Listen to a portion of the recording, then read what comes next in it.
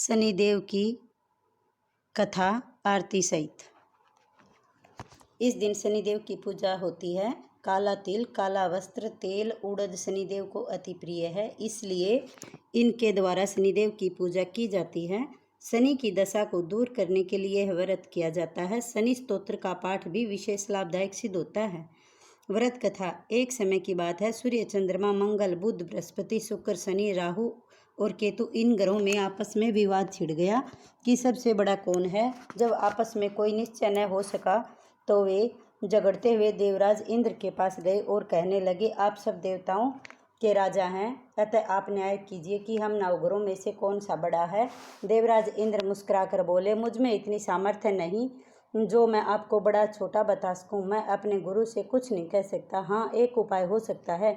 इस समय पृथ्वी पर राजा विक्रमादित्य दूसरों के दुखों का निवारण करने वाले हैं, अतः आप सब उनसे मिलिए, वहीं आपके विवाद का हल करेंगे। सभी ग्रह भूलोक राजा विक्रमादित्य के दरबार में पहुँचे और अपना प्रश्न राजा के सामने रखा। राजा विक्रमादित्य ग्रहों की बात सुनकर सोच में पड़ गए कि अपने मुख से किसे बड़ा कहूँ, जिसे छोटा कहूँगा वही क्रोध करेगा। इस सब का झगड़ा निपटाने हेतु उन्होंने एक उपाय सोचा। सोना, चांदी, कांसा, पीतल, सीसा, रंगा, जस्ता, अभ्रक और लोहा, इन 9 धातुओं के 9 आसन बनवाए। सब आसनों को क्रम में रखा गया। सबसे आगे सोना और सबसे पीछे लोहे का सिंहासन रखा गया। इसके पश्चात राजा ने सब ग्रहों से कहा, जो जिसका आसन हो ग्रहण करें। जिसका आसन पहले होगा वह सबसे बड़ा तथा जिसका सबसे बाद में होगा वह सबसे छोटा होगा। चूंकि लोहे का आसन सबसे पीछे था, इसलिए शनिदेव समझ गए कि राजा ने मुझको सबसे छोटा बना दिया। इस निर्णय से शनिदेव रुष्ट हो गए। वे राजा से बोले, तू मेरे पराक्रम को नहीं जानता। सूर्य एक राशि पर 1 महीना, चंद्रमा 2 महीने 2 दिन, मंगल 1.5 महीना, बृहस्पति 13 महीने, बुध और शुक्र एक महीने विचरण करते हैं, परंतु मैं 2.5 वर्ष से लेकर 7 वर्ष तक रहता हूँ। बड़े बड़े देवताओं को भी मैंने भीषण दुख दिया है। हे राजन सुनो, श्री रामचंद्र जी को 7.5 आई और उन्हें वनवास मिल गया। रावण पर आई तो राम ने वानरों की सेना लेकर चढ़ाई कर दी और रावण के कुल का नाश कर दिया। हे राजन, अब तुम सावधान रहना। राजा विक्रमादित्य ने कहा, जो कुछ भाग्य में होगा देखा जाएगा। इसके पश्चात अन्य ग्रह तो प्रसन्न होकर वहां से गए, परंतु शनिदेव अत्यंत क्रोधित होकर वहां से गए।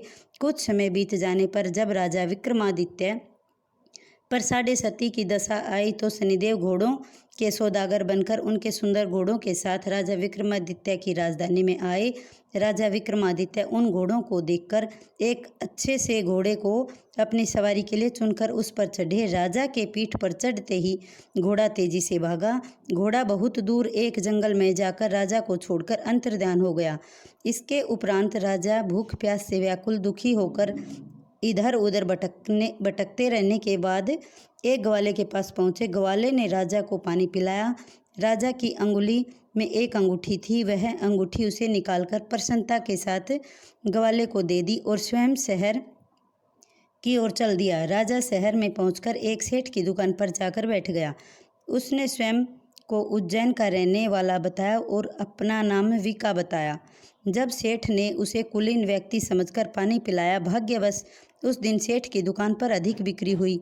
तब वह उसे भाग्यवान समझकर भोजन कराने हेतु अपने घर ले गया। भोजन करते समय राजा ने एक आश्चर्यजनक घटना देखी। जिस खूंटी पर हार लटका हुआ था, वह खूंटी हार निगल रही थी। भोजन के उपरांत सेठ कमरे में आया तो उसे हार नहीं मिला। उसने विका को चोर समझा, परंतु विका ने स्वयं को निर्दोष बताया। इस पर 5-7 आदमी उसको पकड़कर नगर फौजदार के पास ले गए। फौजदार उसे राजा के समक्ष ले जाकर बोला, महाराज, यह व्यक्ति भला प्रतीत होता है, चोर मालूम नहीं होता, परंतु सेठ का कहना है कि इसके सिवा घर में कोई नहीं आया। राजा ने आज्ञा दी, इसके हाथ पैर कटवाकर चौरंगिया किया जाए। राजा की आज्ञा का तुरंत पालन किया गया। विका को चौरंगिया कर दिया गया। कुछ समय पश्चात एक तेली ने उसे घर ले गया। उसका कोल्हू पर बिठाकर विका उस पर बैठा दिया। अपनी जुबान से बैल हाँकता रहता। इस काल में राजा पर से शनि की दशा समाप्त हो गई। वर्षा ऋतु के समय वह मल्हार राग गाने लगा। इस राग को सुनकर उस नगर के राजा की कन्या मनभावनी इस राग पर मोहित हो गई। राजकुमारी ने राग गाने वाले की खबर लाने के लिए अपनी दासी को भेजा। दासी सारे शहर में घूमती रही। जब वह तेली के घर के पास से निकली तो उसने सुना कि तेली के घर से चौरंगिया मल्हार राग गा रहा है। दासी ने राजकुमारी को संपूर्ण वृत्तांत कह सुनाया। राजकुमारी मनभावनी ने उसे क्षण यह प्रतीक्षा कर ली कि चाहे कुछ भी हो जाए वह चौरंगिया से ही विवाह करेगी। प्रातः काल जब दासी राजकुमारी को जगाने पहुंची तो देखा राजकुमारी अनशन व्रत के लिए पड़ी है। दासी ने रानी से राजकुमारी के न उठने का वृत्तांत कह सुनाया, जिसे सुनकर रानी ने राजकुमारी को जगाकर उसके दुख का कारण पूछा। राजकुमारी बोली, हे माताजी, मैंने तेली के घर में रह रहे चौरंगिया से विवाह करने का निश्चय किया है।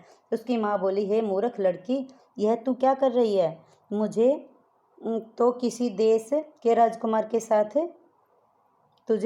राजकुमार के साथ ब्याह जाएगा। परंतु राजकुमारी अपनी प्रतिज्ञा पर डटी रही। रानी ने यह बात महाराज को बताई। महाराज ने भी अपनी पुत्री को कई प्रकार समझाया। मैं तुम्हारे लिए बहुत गुण, सुंदर, विद्वान और वीर राजकुमार का वर्ण करूंगा। परंतु राजकुमारी बोली, पिताजी, मैं अपने प्राण त्याग दूंगी, परंतु किसी और पुरुष से विवाह संभव नहीं। राजा को बहुत क्रोध आया और राजकुमारी से कहा, जब तेरे भाग्य में ऐसा लिखा है तो ऐसा ही कर। राजा ने तेली को बुलाकर चौरंगिया से अपनी पुत्री का विवाह प्रस्ताव रखा। तेली को बड़ी हैरानी हुई। राजा बोला, भाग्य के लिखे को कोई भी नहीं बदल सकता। जाओ, विवाह की तैयारियां करो। राजा ने राजकुमारी का विवाह चौरंगिया के साथ कर लिया। रात्रि को जब विक्रमादित्य अपनी पत्नी मनभावनी के साथ सोए तो आधी रात को शनिदेव विक्रमादित्य को स्वप्न में दिखाई दिए और बोले, देखो राजन, तुमने मुझे छोटा बताकर कितना दुख उठाया। राजा ने शनिदेव से क्षमा मांगी। शनिदेव ने राजा को क्षमा कर प्रसन्न हो राजा को पुनः हाथ पैर दिए। तब राजा ने शनिदेव से प्रार्थना की, महाराज, जैसा कष्ट दुख आपने मुझको दिया ऐसा किसी को मत देना। शनिदेव ने कहा, मुझे तुम्हारी प्रार्थना स्वीकार है। जो मनुष्य मेरी कथा कहेगा और सुनेगा, जो नित्य ही मेरा ध्यान करेगा, चींटियों को आटा खिलाएगा, वह सभी प्रकार के कष्टों से मुक्त होता रहेगा तथा उसके मनोरथ पूर्ण होते रहेंगे।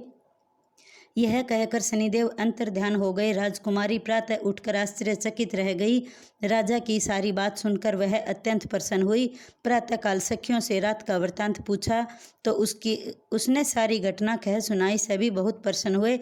जब सेठ को इस बात का पता चला तो वह दौड़ा दौड़ा आया और राजा विक्रमादित्य के कदमों से लिपटकर क्षमा मांगने लगा। तब विक्रमादित्य बोले, मुझ पर शनिदेव का कोप था, जिस कारण मेरे साथ ऐसा हुआ। तुम्हारे इसमें कोई दोष नहीं। सेठ बोला, महाराज, मुझे तभी शांति मिलेगी जब आप मेरे घर आकर भोजन करें। राजा ने कहा, जैसी आपकी इच्छा। सेठ ने अपने घर जाकर अपने अनेक प्रकार के व्यंजन बनवाए और राजा विक्रमादित्य को प्रतिभोज दिया। भोजन के समय सभी हैरान, खूंटी हार उगल रही थी। भोजन की समाप्ति पर सेठ ने राजा को बहुत सी मोहरें दी और अपनी श्री कंवरी नामक पुत्री का विवाह विक्रमादित्य जी से कर दिया तथा बहुत सा दान दहेज दिया। कुछ समय पश्चात अपनी दोनों रानियां, दासियों, धन संपत्ति, रथ, पालकियों सहित राजा विक्रमादित्य अपने ससुराल से विदा होकर उज्जैन नगरी की ओर चल पड़े। उज्जैन नगरी की समस्त प्रजा अपने राजा को पाकर अत्यंत प्रसन्न हुई। राजा का स्वागत किया। राजा ने अपने पूरे नगर में घोषणा कर दी कि ग्रहों में शनिदेव सर्वोपरि हैं। इन्हें छोटा बताकर ही मुझे इतने दुख मिले हैं। इस प्रकार सारे राज्य में शनिदेव की पूजा और कथा होने लगी। जो कोई भी मनुष्य इस व्रत की कथा को पढ़ता या सुनता है, शनिदेव की कृपा उसके सब दुख दूर हो जाते हैं। बोलो भगवान शनिदेव की जय। अतः शनिवार की आरती। जय जय श्री शनिदेव भगतन हितकारी, सूरज के पुत्र प्रभु छाया महतारी। जय जय जय शनिदेव श्याम अंक वक्र, दृढ़ चतुर्भुजाधारी, नीलांबर धार नाथ गज की सवारी। जय जय जय शनिदेव, क्रीट मुकुट शीस सहज दिपत है लीलारी, मुक्तन की माल गले शोभित बलिहारी। जय जय जय शनिदेव, मोदक मिष्ठान पान चढ़त है सुपारी, लोहा तिल तेल उड़द महिषी अति प्यारी, जय जय जय शनिदेव।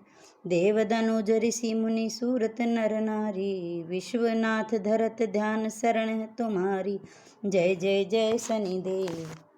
जय शनि महाराज की जय।